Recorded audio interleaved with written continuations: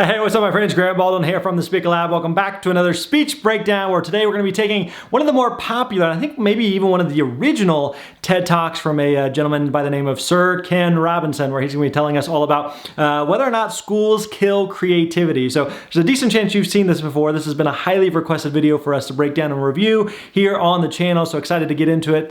This is a talk where Ken does a lot, it feels like an academic talk, but used with a lot of humor and a lot of stories. So he weaves in a lot of good things here, as well as weaving in the entire theme of the conference and events, referencing several other presentations and talks. So a lot to learn here as speaker, so let's get right into it.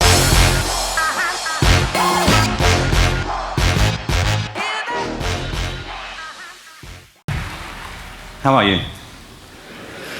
It's been great, hasn't it? I've been blown away by the whole thing. In fact, I'm leaving.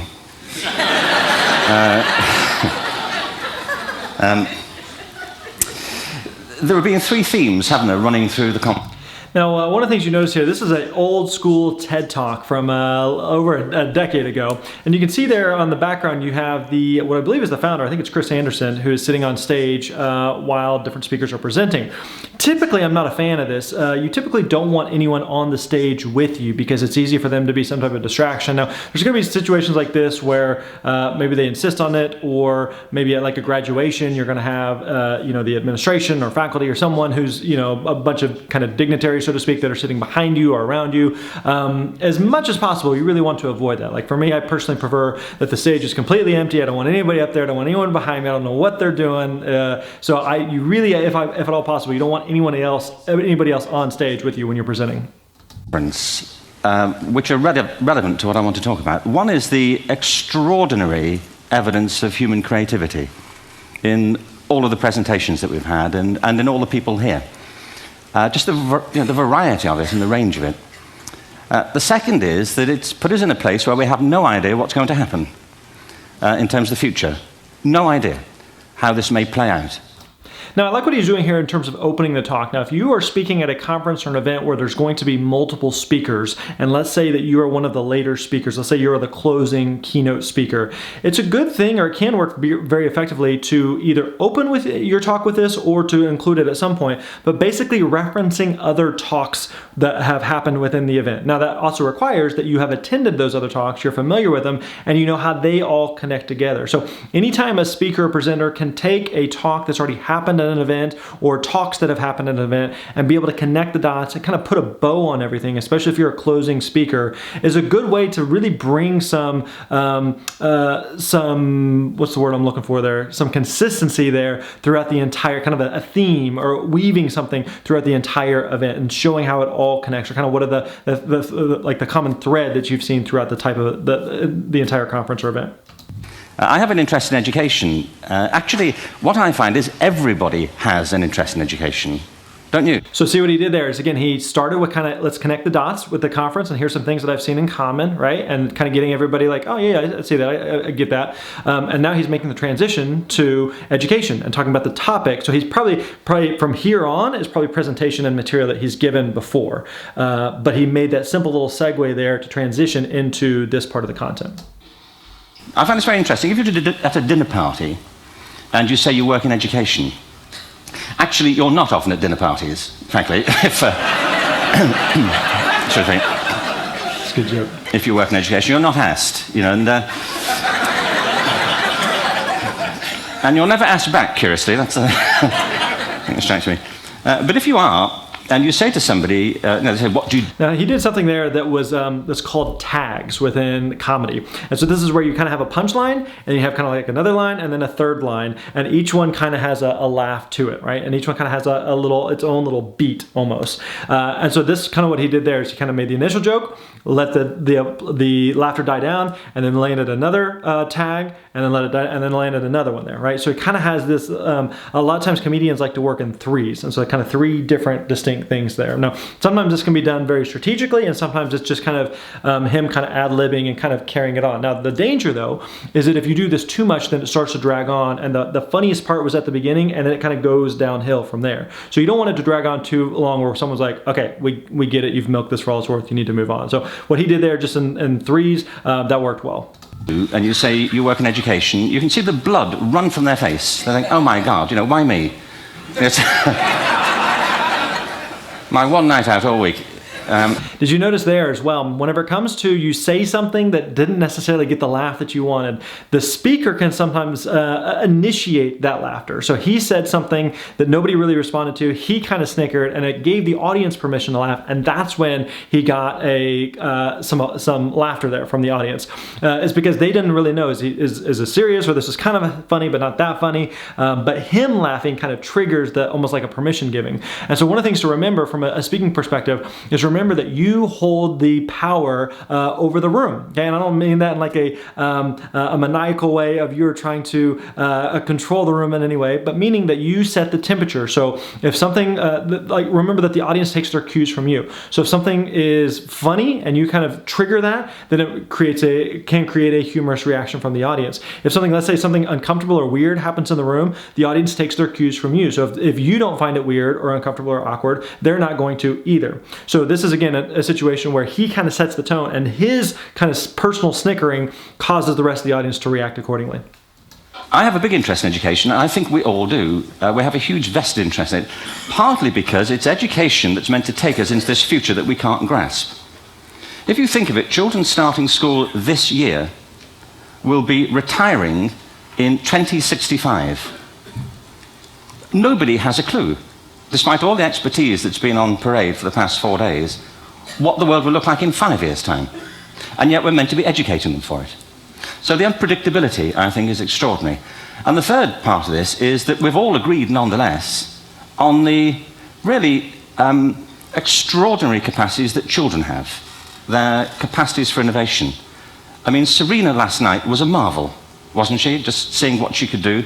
And now he's continued to tie back in to other speakers and to other talks from the event. Again, this is a great thing to do. Event planners love this because, again, it creates that weave, it creates that thread throughout the entire conference or event. It's almost like an audience member almost feels like, wow, was this planned for like all these people to like have the same message or thing that was kind of woven together at the end? And oftentimes it's not necessarily planned, but if the speaker, especially the closing speaker, can bring it all together, it can be really, really powerful and effective. She's exceptional, but I think she's not, so to speak, exceptional in the whole of childhood. What you have there is a person of extraordinary dedication who found a talent. And my contention is all kids have tremendous talents, and we squander them pretty ruthlessly. So I want to talk about education, and I want to talk about creativity. My contention is that creativity now is as important in education as literacy, and we should treat it with the same status. Now, he's made a very bold statement here right out of the gate that creativity is just as important as literacy. Now, everyone in the audience immediately understands that literacy is incredibly important. Teaching children to read and write, and all children having the opportunity to be able to read and write and learn to read and write is like an absolute no-brainer. You cannot question that. Everybody's on the same page with that. But whenever you say something that's borderline controversial, like creativity is the same level, it's on par with literacy, now all of a sudden the audience is like, wait, what did you say? Not necessarily like, nah, there's no way that, like, I completely disagree, and like this visceral response, as much as like, okay, you have my attention, I'm leaning in, I'm intrigued, I'm interested, I don't know where you're going, I don't know how you're going to prove this point, but I'm here with you, I'm interested to see where this goes. Thank you. Is that a good response? That was it, by the way. Thank you very much. Good. That's good. So, 15 minutes left. I had a great story recently, I love telling it, of a little girl who was in a drawing lesson. She was 6 and she was at the back drawing. Okay, now this is, he just did something, I don't know if he did this intentionally, but I always like it when you're beginning a story to tell people that you're going to tell them a story. So what he just said there was, I heard this great story recently that I'd love to share with you. Now, whenever you are using stories are one of the most powerful, one of the most effective tools that any speaker has. Because as soon as he says, right now at this moment, he says, I'm going to tell you a story. We have, as the audience, we have no idea what this story is about. We have no idea if this happy, sad, funny, serious, inspirational, motivational, depressing. We have no idea. But humans are drawn to stories. So we're immediately sucked in. So him just the very phrase of, I want to tell you a story, or I heard a story recently that I want to share with you, and just kind of setting that up, I'm getting ready to tell you a story. Welcome, gather around, boys and girls, it's story time. People are immediately drawn to that because as humans, we love stories. And the teacher said this little girl hardly ever paid attention. And in this drawing lesson, she did. And the teacher was fascinated. She went over to her and she said, "What are you drawing?" And the girl said, "I'm drawing a picture of God." And the teacher said, "But nobody knows what God looks like." And the girl said, "They will in a minute."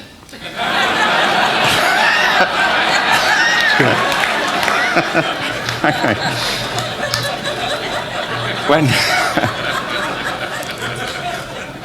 When my son was 4 in England, actually he was 4 everywhere, to be honest. I mean, if we're being strict about it, wherever he went, he was 4 that year. But he was in the Nativity play. Do you remember the story? No, it was big. It was a big story.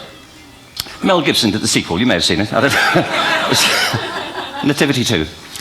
But James got the part of Joseph, which we were thrilled about. We consider this to be one of the lead parts. We had the place crammed full of agents and T-shirts, you know. James Robinson is Joseph. He didn't have to speak, but do you know the bit where the 3 kings come in? They come in bearing gifts, and they bring gold, frankincense, and myrrh. This really happened. We're sitting there, and they, I think, just went out of sequence. Because we talked to the little boy afterwards and said, you know... Again, he's going into another story here. We don't know where the story's going. So far, he's dropped a few things that have led to some humor, but we don't really know what this story is about or how it's going to connect the dots. But again, as humans, we're immediately drawn into stories. We want to know where this story is going. So again, another example of use stories, tell stories as much as possible. Story as speakers, because stories they connect with humans. They're easier for you to remember and recall, but they also just have this powerful impact for an audience to be able to remember it, right? They may not always remember the point or the key line that you said, but they'll remember the story that was told. Okay with that? And they said, "Yeah, why was that wrong?" They just switched. I think that was it. Anyway, the 3 boys came in, little 4-year-olds with tea towels on their heads, and they put these boxes down. The first boy said, "I bring you gold." And the second boy said, "I bring you myrrh." And the third boy said, "Frank sent this."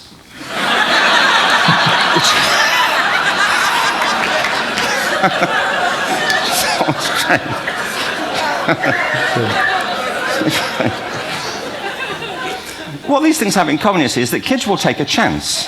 You know, if they don't know, they'll have a go. Am I right? They're not frightened of being wrong. Now, I don't mean to say that being wrong is the same thing as being creative. What we do know is, if you're not prepared to be wrong, you'll never come up with anything original. Ooh, that's if good. You're not prepared to be wrong. And by the time they get to be adults, anytime you have a line like that, that's just, if you're not prepared to be wrong, you're not prepared to be creative, or whatever he just said there. That's the type of line that that's a tweetable line. That's a line that people will oftentimes want to write down. So it's a good type of line to repeat, right? So if you say something and the audience immediately is just like, "Oh, that's good," or "Oh," you see like a lot of people nodding their head, or a lot of people starting to write something down, or a lot of, let's say you had it on a slide and people start taking pictures of that slide. That's the type of thing you really want to repeat and hammer home to make sure that you drill that point. Have lost that capacity. They have become frightened of being wrong. And we run our companies this, by the way. We stigmatize mistakes. And we're now running national education systems where mistakes are the worst thing you can make. And the result is that we are educating people out of their creative capacities. Picasso once said this. He said that all children are born artists. The problem is to remain an artist as we grow up. I believe this passionately, that we don't grow into creativity, we grow out of it. Or rather, we get educated out of it. So why is this? I lived in Stratford-on-Avon until about 5 years ago. In fact, we moved from Stratford to Los Angeles. So you can imagine what a seamless transition this was from LA. Actually, we lived in a place called Snitterfield, just outside Stratford, which is where Shakespeare's father was born. Are you struck by a new thought? I was. You don't think of Shakespeare having a father, do you? Do you? Because you don't think of Shakespeare being a child. Do you? Shakespeare being 7. I never thought of it. I mean, he was 7 at some point. He was in somebody's English class, wasn't he?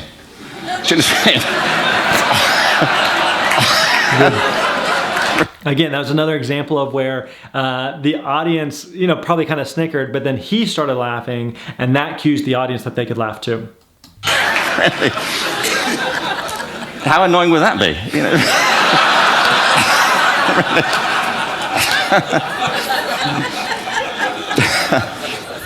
Must try harder.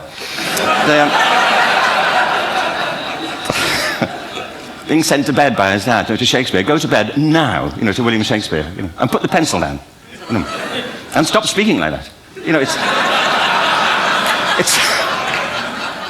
It's confusing everybody.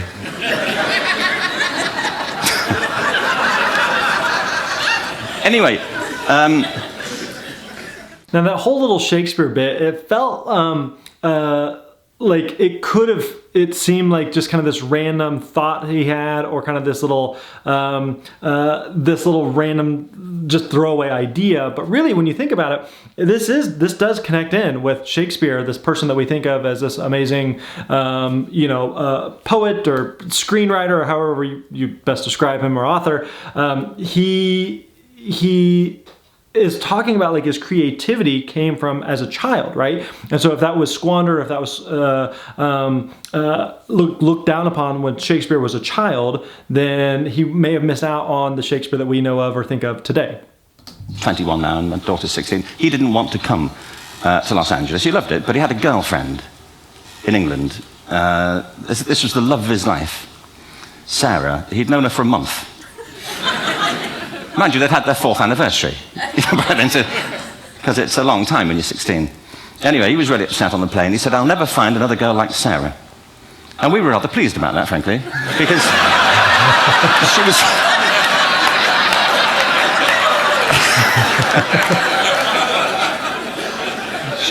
she was the main reason we were leaving the country. That's good. Now, notice again what he did there in terms of the humor is he took a statement and a sentence and broke it into 2 pieces that created the humor.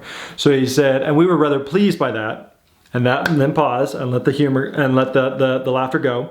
And then he said, "Because she was the main reason we were leaving the country." Now, you could have squished those together. We were rather pleased by that because she was the main reason we were leaving the country. You could say all that once and get 1 laugh, but just breaking it up at some natural points creates 2 different opportunities for the audience to respond.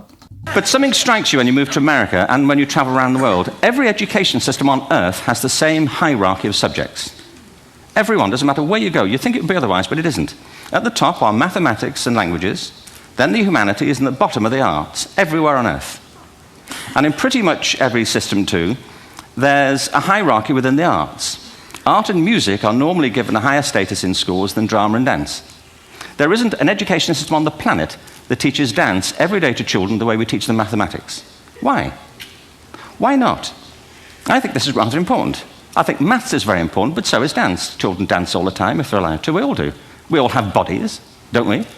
And I like university professors, but we shouldn't hold them up as the high watermark of all human achievement. They're just a form of life. Another form of life.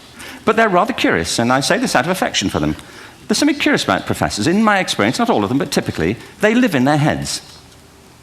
They live up there, and slightly to one side. They're disembodied, in a kind of literal way. They look upon their body as a form of transport for their heads. It's... Don't they? Our education system is predicated on the idea of academic ability.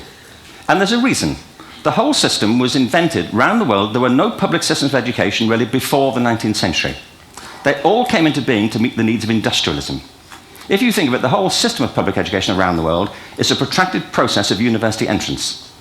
And the consequence is that many highly talented, brilliant, creative people think they're not, because the thing they were good at school wasn't valued or was actually stigmatized. And I think we can't afford to go on that way. In the next 30 years, according to UNESCO, more people worldwide will be graduating through education than since the beginning of history. More people. And it's the combination of all the things we've talked about, technology and its transformational effect on work. Now, anytime you're giving like a big stat like that, just kind of a big, meaty, weighty number, it's good to almost repeat it and kind of slow down to allow people to process it. Because I think what I understood there is within the next 30 years, there will be more people graduating than the rest of like life combined, right? So just letting that sink in is a big, big thing to comprehend. Because when you give something that's just kind of like this line that you're just kind of throwing out out there, the next 30 years, this many people will graduate compared to the rest of the world. And you're just kind of like, you can keep moving on, but the audience is still thinking about that. Like, wait a minute. Wait, let me let that, dang, that's crazy, So you want to give the audience space to process and think some of those things through if you're saying something that requires that. And demography and the huge explosion in population. Suddenly, degrees aren't worth anything. Isn't that true? When I was a student, if you had a degree, you had a job. If you didn't have a job, it's because you didn't want one. And I didn't want one, frankly, so... but now, kids with degrees are often heading home to carry on playing video games because you need an MA, where the previous job required a BA, and now you need a PhD for the other. It's a process of academic inflation, and it indicates the whole structure of education is shifting beneath our feet. We need to radically rethink our view of intelligence. We know 3 things about intelligence. 1, it's diverse. We think about the world in all the ways that we experience it. We think visually, we think in sound, we think kinesthetically, we think in abstract terms, we think in movement. Secondly, intelligence is dynamic. If you look at the interactions of a human brain, as we heard yesterday from a number of presentations, intelligence... Again, referencing back to another speaker. Wonderfully interactive. The brain isn't divided into compartments. In fact, creativity, which I define as the process of having original ideas that have value, more often than not, comes about through the interaction of different disciplinary ways of seeing things. Now, the definition would have been good to give a second time, or even use that definition earlier in the talk and referenced it a couple points, because it sounded like a good definition. I already forgot it. But again, that's why repeating it or kind of letting it stick there with the audience, or repeating it a couple times throughout the course of the talk might be helpful. The brain is intentionally, by the way, there's a shaft of nerves that joins the 2 halves of the brain called the corpus callosum. It's thicker in women. Following on from Helen yesterday, I think this is probably why women are better at multitasking.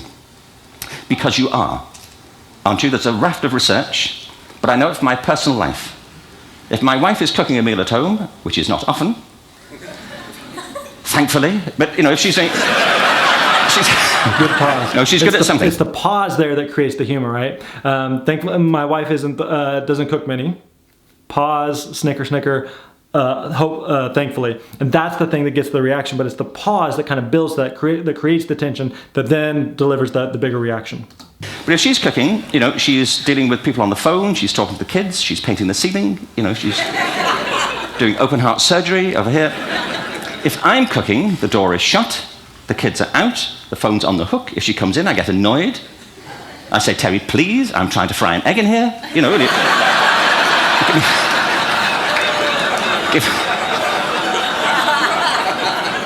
Give me a break.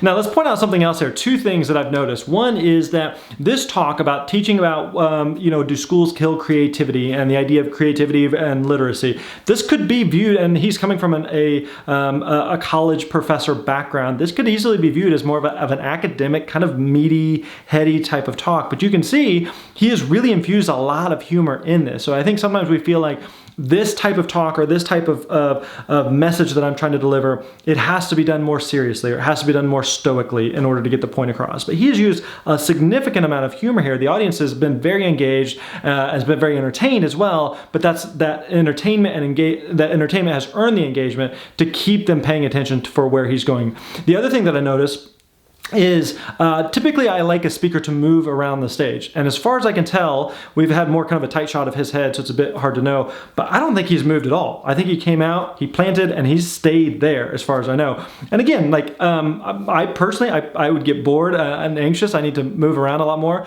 But he's come out, stood there, and hasn't moved, which again, that works. That can be very effective. Actually, do you know that old philosophical thing? If a tree falls in a forest and nobody hears it, did it happen? Remember that old chestnut?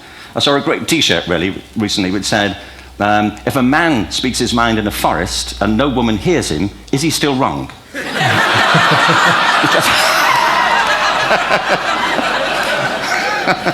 Is that Jeff Bezos in the middle there? From Amazon? Oh. Is that him? Just a random side note there. Let's point out one other thing here. If you are someone who's a professional speaker and you have a demo video, any footage like this that shows an audience reaction is very powerful, because this just shows to other potential event planners and decision makers, like, this is the reaction that this is the reaction that any event planner wants. So if you're able to show this in a video and say, hey, this is the kind of reaction that I as a speaker can give your audience, that's a really good thing for an event planner to see. And the third thing about intelligence is it's distinct. I'm doing a new book at the moment called Epiphany, which is based on a series of interviews with people about how they discovered their talent. I'm fascinated by how people got to be there. It's really prompted by a conversation I had with a wonderful woman who most people have never heard of. She's called Gillian Lynn. Have you heard of her? Some have. She's a choreographer, and everybody knows her work. She did Cats and Phantom of the Opera. She's wonderful. I used to be on the board of the Royal Ballet in England, as you can see. And anyway, Gillian and I had lunch one day. I said, how'd you get to be a dancer? And she said it was interesting. When she was at school, she was really hopeless. And the school in the 30s wrote to her parents and said, we think Gillian has a learning disorder. She couldn't concentrate, she was fidgeting. I think now they'd say she had ADHD. Wouldn't you? But this was the 1930s, and ADHD hadn't been invented, at this point, so it wasn't an available condition. People weren't aware they could have that. Anyway, she went to see this specialist. So this oak-panelled room, and she was there with her mother, and she was led and sat on this chair at the end, and she sat on her hands for 20 minutes while this man talked to her mother about all the problems Gillian was having at school. And at the end of it, because she was disturbing people, her homework was always late and so on, little kid of 8, in the end, the doctor went and sat next to Gillian and said, Gillian, I've listened to all these things that your mother's told me. I need to speak to her privately. So he said, wait here, we'll be back. We won't be very long. And they went and left her.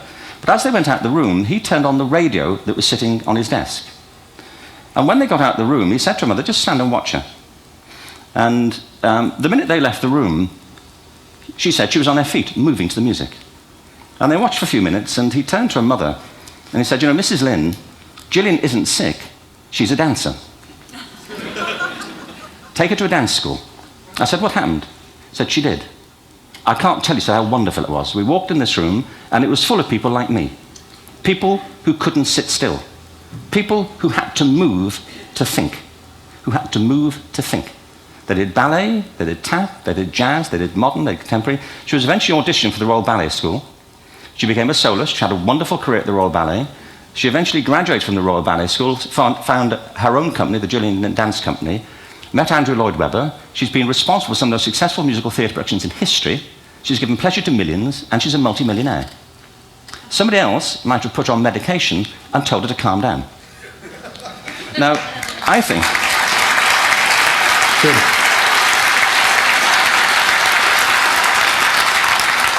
What I think it comes to is this. Al Gore spoke the other night about ecology and the revolution that was triggered by Rachel Carson.